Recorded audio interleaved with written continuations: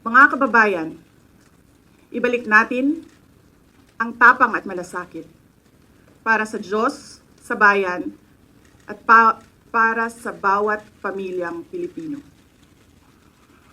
Ako si Sara Duterte, tatakbo bilang Pangulo ng Pilipinas.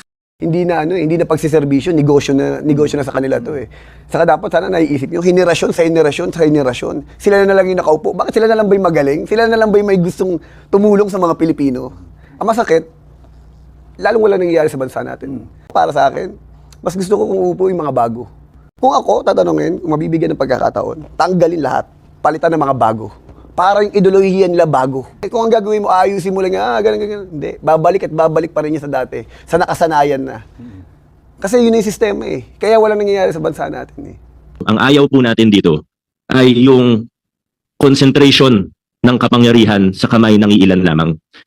What we are against here is the concentration of power in the hands of a few political elite. Na alam po natin yan na ang nangyayari sa ating bansa. Pangalawa po, ang nilalabanan at inaayawan po natin dito ay ang paggamit ng resources ng taong bayan, the use of state resources, the use of taxpayers' money to perpetuate themselves in power. Ibig po sabihin, ginagamit ang makinarya ng pamahalaan para sa pangampanya nila, ginagamit ang pera ng taong bayan para hindi na sila maalis sa pwesto. So kung yun yung nilalabanan natin, ano naman yung gusto natin? Ano ba yung inaasam-asam natin para sa ating bayan? Ang gusto po natin, ang mga kabataan, ang gusto po natin, ang mga mahuhusay, ang gusto po natin, ang mamamayan na kwalipikado at may kayang mamuno, ay siyang mabigyan ng pagkakataon.